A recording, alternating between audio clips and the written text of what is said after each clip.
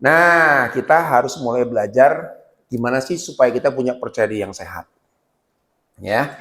Ada 8 poin di sini. Pahami ruang lingkup pekerjaan kita dengan baik, ya. Jangan menilai di terlalu rendah, berusaha berinisiatif dan lain sebagainya, ya. Kita pelajari satu-satu ya. Pahami ruang lingkup pekerjaan kita dengan baik, ya. Jadi setiap profesi, setiap pekerjaan itu selalu melewati namanya tangga, ya. Ada tangganya, gitu kan ya. Nih kalau di model kompetensi manapun juga tangganya begini nih. Ada orang yang fresh graduate itu pasti awareness dulu, bengang-bengong gitu kan ya. Kan gitu ya, banyak anak baru kalau lagi masuk jadi partner gitu bengang-bengong ya, ngelamun ya kan. Disuruh baru oh gitu ya Bu ya. Gitu kan kadang-kadang. Itu awareness, wajar. Ya. Lalu masuki tahap yang kedua. Kalau kedua sudah ngerti tapi by SOP. Kalau di luar SOP, bingung dia, aduh apalagi nih ya, di SOP nggak ada, gimana caranya ya, banyak nanya sana sini. Wajar. Tapi yang ketiga, ini harus sudah mulai kita kuasai kalau kita mau dihargai orang. Yaitu kita harus punya namanya skillful. Farmasi harus menguasai farmasi, perawat harus perawat, dan lain sebagainya. Sesuai bidangnya masing-masing. Sebenarnya kalau kita ada di skillful, confident kita tuh udah di tengah-tengah rata-rata. Biasanya begitu. Karena apa? Karena bagaimanapun juga, tadi yang menarik ya, kalau kita tahu apa yang kita kerjakan, confident itu pasti naik otomatis. Ya, sudah pastilah, itu mudah nggak bisa dipungkiri lagi lah. Jadi saya sering nanya kalau saya ngerekrut orang assessment orang dan sebagainya, dia nggak pede, saya curiga nih orang kok nggak ngerti apa. Kok sampai nggak bisa jawab dan sebagainya, ada yang something wrong tuh. Nanti level of confidence-nya juga pasti turun, gitu ya. Syukur-syukur kita udah di level mastery. Mastery itu apa sih? Master. Ya kalau guru silat gimana sih master? Yes, master. Gitu kan dia guru silat tuh ya, udah master bener tuh. Udah setiap ditanya juga ada tek udah pakai intuisi, pakai kemampuan, pakai logika segala macam. Oke, putusin begini. Nah, keputusan udah enteng nih. Gitu kan ya. Lalu yang terakhir adalah expert. Nah, tangganya seperti ini. Jadi skillful ke atas ini yang harus kita raih sebenarnya. Semakin lama kita jadi orang expert. Gitu kan ya. Bisa nggak sih Pak kita jadi orang mastery atau expert? Bisa. Ya. Karena apa? Ternyata belajar itu punya rumus. Orang kalau baca buku 1000 jam ya belajar, mau belajarin sesuatu 10.000 jam, kita sudah levelnya kayak kuliah di master. Gitu ya. Ya, jadi kalau kita ulang-ulangi terus, kayak suntik dulu kan perawat nyuntik gitu ya. Lu latihan pakai tangan-tanganan ya? Tangan karet ya? Bukan tangan karet-karet gitu, oh langsung colok begitu. Luar biasa ya. Itu berarti memang teman-teman sudah dilatih langsung ke skillful loh itu. Bukan basic awareness lagi, colok set gitu kan ya. Nah itu berarti luar biasa tuh. Ya, level confidence-nya harus lebih tinggi. Itu satu ya. Jadi pahami ruang lingkup pekerjaan kita. Ya. Semakin kita dianggap, nanti kalau teman-teman misalnya ya, suatu hari tiba-tiba, ini basic leadership program, batch berapa ini ya? Batch 1 ya. Ya kita mau assessment deh, kita mau ada promosi. Wah, ini diuji nanti dilihat bener nggak? Udah bisa pakai tahapan sini. Ya karena yang bisa lolos itu biasanya harus di level ini. Kualifikasi kita harus mastery atau skillful. Ya, jadi jangan dari sekarang kita harus mulai preparation. Ya, kadang-kadang gini loh ya, banyak orang tuh menganggap remeh, susah lah di sini mah. Berat lah di sini mah, gitu ya. Kesempatan itu seperti bintang jatuh. Betul nggak? Jadi kesempatan itu begini, kan kita jalan ya, bergerak. Kita nggak tahu nih sepanjang sekian tahun kita sedang asik-asik bekerja ini, tiba-tiba ada bintang jatuh lewat. Set. Nah, banyak orang ketika bintang jatuhnya di sini, kita tidak siap. Belum ngerti ini, belum ngerti itu, karena malas nyoba, dulunya nggak pernah mau berusaha dan lain sebagainya. Sayang, kehilangan kesempatan. Kalau saya punya prinsip apa? Dulu kenapa saya seneng ya? Saya ingat waktu awal-awal saya dulu kerja di perusahaan, Saya tuh paling doyan dengan belajar, ya. Kalau ada training atau kalau ada misalnya eh, training gratis gitu ya, paling semangat ikut. Perusahaan pernah buat training hari Sabtu. Ini perusahaan cuma 5 hari, hari Sabtu, marah-marah. Wah nggak mau lah, mau kita kan harus mid time, masa sih harus training hari Sabtu. Terus saya ditanya sama atasan saya mau training, saya aja Pak, mau Pak, saya belajar. Sendirian, dibayarin perusahaan untuk training, yang lain pada nggak mau dengan banyak alasan. Apa akibatnya? Bertahun-tahun kemudian, apa yang saya pelajari membuat saya mengakselerasi karir saya. Jadi, karena saya siap. Nah, teman-teman gimana? Ya ketinggalan. Aduh, coba saya dulu belajar ini, ya sudah terlambat. Jadi kesempatan kita terus belajar, improvement. Karena someday namanya promosi, namanya karir itu kita nggak pernah tahu kapan itu muncul. Tapi pada saat muncul kita harus selalu dalam kondisi siap. Ngerti, punya pengetahuan, jadi master, cepet. Nah, gitu kira-kira ya gambarannya. Jadilah orang yang mastery. Waduh, itu dihargai itu. Karena sebenarnya gini ya, kalau kita bicara gini, manusia itu sebenarnya digaji berdasarkan apa sih? Ada satu lagi, bukan kemampuan. Bukan sekedar kemampuan juga, tapi ada sekedar. Hasil kerja. Manusia itu dihargai berdasarkan apa? Yes, ini yang benar, 40.000. Ya. Jadi manusia itu bekerja didasarkan pada nilai diri kita. Kita tuh dinilai, betul nggak? Berapa sih nilainya itu kelihatan dari diri kita, gitu ya, dengan kemampuan kita, ya. Apalagi kalau kita bisa memberi nilai buat orang lain, orang puas, ya kan? Kalau kita misalnya jadi perawat, ada pasien yang pokoknya aku pengen sama itu, aku pengen sama itu kah? Nah, itu berarti nilai kita udah semakin tinggi itu. Atau kalau di frontliner, saya pengen sama mbak yang ini ya dilayaninya. Nah, berarti itu nilai kita naik. Jadi nilai kita itulah yang membuat kita berhasil sebenarnya. Makanya nilai diri kita itu jangan biasa-biasa aja. Harus selalu kita upgrade terus naik. Dan yang kedua, jangan menilai diri terlalu rendah. Banyak orang setiap hari ngaca dengan kaca atau cermin yang retak. Jadi selalu ngelihat, aduh muka gue jelek banget sih. Oh cerminnya yang retak. Betul nggak? Buang, cari cermin yang benar. Oh ganteng juga ya, cakep juga, cantik juga ya saya ternyata. Nah banyak loh. Ini problem terbesar yang saya banyak hadapi kalau di konseling di kantor tuh terlalu over dan terlalu kecil memandang diri. Yang benar itu ya kita sebagai kucing ya udah kucing. Gitu kan ya. Tapi kucing yang bernilai, kucing yang bagus, kucing yang mahal. Gitu kan ya. Nah itu, jadi yuk kita jangan terlalu melihat diri sendiri terlalu rendah. Ya, ini paling parah nih. Kalau kita sekedar orang ngomong, lalu kita nggak dengerin, masih oke lah. Tapi kalau sudah dijelekkan oleh diri kita, kenapa? Satu-satunya yang tidak bisa kita lawan siapa? Kalau kita ngadepin orang, bisa kita lawan, siapapun juga. Ya kan? Otomatis. Apalagi kalau rumah kita kemalingan, berani nekat nggak? Waduh, keluarga gue gimana? Ya, gitu kan ya. Tapi ada satu yang tidak kita bisa lawan.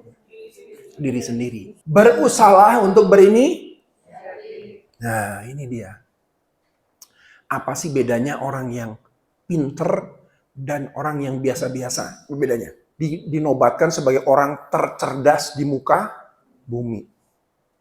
Ditelitilah sama ahli-ahli kedokteran, bingung juga nih sama semua ya. Sampai akhirnya ditemukan malah oleh ahli sosial. Ternyata yang membedakan Einstein dengan rata-rata manusia yang lain adalah Einstein itu punya yang namanya curious yang sangat ekstrim tinggi. Dan semenjak itu dunia psikologi berubah. Oh ternyata orang yang cerdas itu adalah orang yang punya rasa ingin tahu yang tinggi. Berusaha inisiatif. Jadi jangan kerja tuh cuman dateng, ngurus kerjaan kita, udah gitu pulang, dadah goodbye, pulang gitu. Tapi nggak ada keinginan tahu gitu ya. Ini kalau orang-orang curious, diukur IQ-nya bisa 100 ke atas. Tapi kalau orang yang ya flat aja hidupnya gitu ya udahlah kerja saya gini ya gini, hidup dalam dunia realistis, biasanya di bawah ini nih. Nah kalau teman-teman mau pinter, sebenarnya rasa ingin tahu di semua bidang tuh, yuk terus belajar. Jadi curious pada hal-hal yang sifatnya knowledge, pengetahuan yang bisa kita kembangkan. Nah, makanya di sini dibilang berusaha berinisiatif. Yuk coba, ya. Jangan nunggu disuruh baru ya. Jangan terlalu overthinking. Overthinking ini penyakit manusia modern. Berpikir dirinya lebih penting dibanding orang lain. Coba lihat, kalau ada foto bareng begini nih. Ini foto bareng nih ya. Foto bareng ini jebret. Waktu jadi terus ditunjukin, Mbak, ini fotonya. Jujur, pertama kali lihat fotonya siapa? Iya, emang lihat fotonya dia? Apa? Fotonya dia apalagi ngapain ya? Foto gua mana ya? Gua mana ya? Begitu kecewa kalau kita nggak ke foto, ya kayak nggak ada, betul nggak? Begitu ada, ada, bangga. Udah aja, nggak peduli sama teman-temannya. Yang dia pedulikan adalah dirinya sendiri. Berarti manusia itu berpikir untuk dirinya sendiri. Nah, kita lah yang buat jadi GR, berpikir saya diperhatiin orang, saya dinilai orang, saya diamati orang. Padahal orang boro-boro mikirin kita. Ya, kalau itu ngerasa nggak penting jadi urusan kita, bodo amat lah. Kerjaan saya juga masih banyak. Udah selesai. Ya, jangan semua dipikirin. Ini juga banyak nih gangguan-gangguan jiwa yang kaitan sama overthinking ini banyak sekali nih. Akibatnya kalau overthinking membuat kita apa? Yes, was-was, 20.000. Ya. Banyak orang yang overthinking itu was-was. Jangan-jangan orang ngomong gini ya. Jangan-jangan ya. Jadi kita sudah menilai diri kita terlalu sensitif gitu kan ya. Yuk berusaha kita nyaman dengan diri sendiri. Dalam dunia psikologi, katanya orang yang sehat itu definisinya simpel. Yes, 50.000. Orang yang sehat menurut definisi psikologi modern adalah orang yang bisa menerima dirinya apa adanya. Nyaman dengan dirinya, rileks, nggak peduli omongan orang, nggak terlalu sensitif dengan apa yang orang nilai, tapi saya punya pemikiran, punya jalannya sendiri, punya target sendiri, saya capai itu. Bersikap tenang saat menghadapi situasi yang menekan. Nah, ini juga sama nih, ya. Orang yang panikan biasanya, satu, keputusannya 20.000, apalagi ceroboh, 20.000. Jadi sebaiknya gini, kalau teman-teman ngadapin satu situasi, yang paling tenang itu harusnya cooling down dulu. Jadi gini ya, kalau Anda, jadi manusia itu kan ada dua area besar, ya. Namanya apa di sini? Pikiran. Lawannya, dua-dua ini sebenarnya kayak balon, ya. Jadi kalau pikiran kita sedang, besar ya, si balon kecil, gitu. Tapi kebalikannya, kalau pikiran kita sedang menyempit, emosinya besar. Nah, itulah yang sering terjadi ya. Kalau orang sudah lagi emosi, logikanya turun. Banyak kasus ya, kalau ada kasus pembunuhan ya, orang benci sama orang, bunuh orang lain, dia biasanya disebut alasannya apa? Gelap mata. Tapi secara kedokteran memang blank, karena emosi yang ekstrim tadi menekan logika sampai ke syaraf mata tuh bisa blank, bener blank. Dia nggak pernah inget situasi itu. Nah, tapi kalau pikiran kita udah fresh di sini, emosinya turun. Betul ya? Nah, ini yang penting kita lakukan nih. Jadi dalam situasi menekan, yuk kita stabil dulu, tenang dulu, pikirkan yang apa ya? Oke, cek ini dulu, cek ini dulu, cek ini dulu, cek ini dulu, sehingga beres. Sampai itu suka panik. Biasanya para wanita suka panik ya. Aduh, gimana ya? Aduh, gimana ya? Udah dia pusing diri sendiri, musingin orang. Nah, mulai kacau tuh. Yuk stop dulu, tenang dulu. Ya, cooling dulu. Tarik nafas, tenang dulu. Harus gimana kita ya? Nah, gitu ya. Terima diri apa adanya. Ini juga sama ya, berkaitan sama tadi ya, menerima diri sendiri. Ya, misalnya saya steadiness, orangnya lambat ngambil keputusan, lambat berpikir, slow. Aduh, kok jelek banget ya. Kira-kira gimana perasaannya? Ayo. Jadi kayaknya ciut ya. Jangan-jangan saya ini produk gagal ini. Kayak begini jelek banget. No. Gitu ya. Orang 80% orang sukses di dunia itu muncul dari kepribadian steadiness. Boleh percaya, boleh enggak loh. Hampir 80% orang sukses di dunia itu muncul dari orang-orang steadiness. Orang steadiness walaupun kelihatannya gayanya slow-mo dan lain sebagainya, tapi tidak ada urusan sama kemampuan. Ya, walaupun kalau diadu sama dominan soal kecepatan, kata kalah. Tapi soal ini, nanti dulu. Analisanya, cara mempertimbangkan sesuatunya, detailnya, jago-jago orang steadiness compliant. Jadi jangan merasa rendah diri, aduh jangan-jangan gue jelek banget. Enggak. Tergantung bagaimana kita mengimprove diri sendiri. Memang saya punya kelemahan sebagai introvert. Saya punya kelemahan sebagai orang yang agak pendiam, ya. Tapi ingat, ya saya juga punya banyak kelebihan yang lain. Kan di DSC kan nggak semuanya jelek ya, malah ada yang bagus gitu kan ya. Nah, coba sekarang ada juga orang yang tipenya, aduh Pak, saya dibilang orang compliant, cerewet, judes, jutek, ribet, gitu kan ya. Gimana perasaannya dibilang begitu? Masa sih begitu gua? Tapi kok gua banget ya? Wah, gitu kan ya. Udah terima aja. Dunia butuh orang cerewet. Percaya sama saya. Di kantor yang super cerewet itu Bu Made. Tapi kalau nggak ada Bu Made, nggak beres tuh kantor tuh. Karena cerewetnya minta ampun tuh.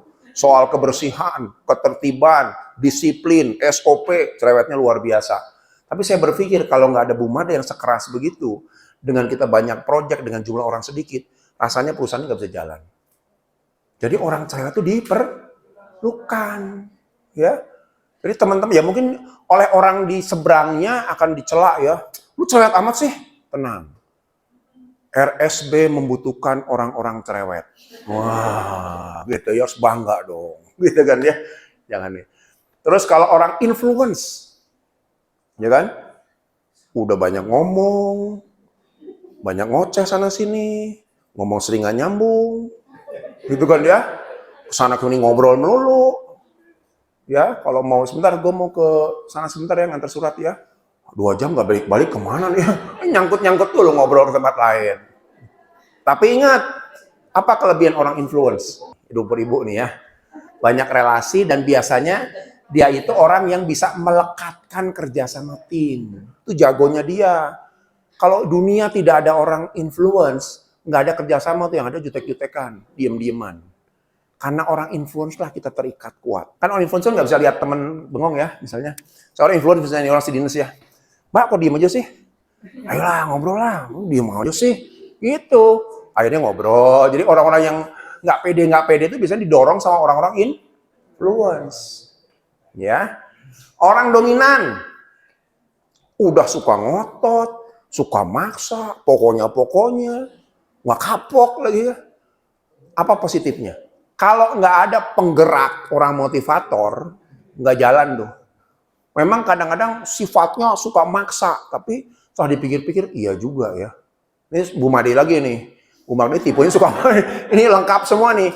Karena Bu Made itu kombinasi dari dominan, compliant. Ya, pokoknya udah punya keinginan, nggak ada ampun tuh. Misalnya contoh ya, dia pernah nelpon satu klien, dalam satu hari itu 25 kali. Kok banyak banget sih, Mbak? Udah besok aja. Enggak. Pokoknya hari ini harus saya bisa telepon. Sore-sore bisa telepon. Jadi nggak ada habis energinya sebelum goal. Nah, ini tipe-tipe dominan begitu. Rumah sakit butuh nggak begitu? Butuh. Ya. Jadi semua apapun teman-teman, jangan lihat negatifnya aja, tapi lihat bahwa kita semua dibutuhkan loh di rumah sakit. Terima diri sini apa adanya. Walaupun saya juga, kalau saya tipe apa nih kira-kira nih, ayo. Oh, udah ngomong tadi ya. No, saya nggak ada influence-nya. Saya itu steadiness compliant.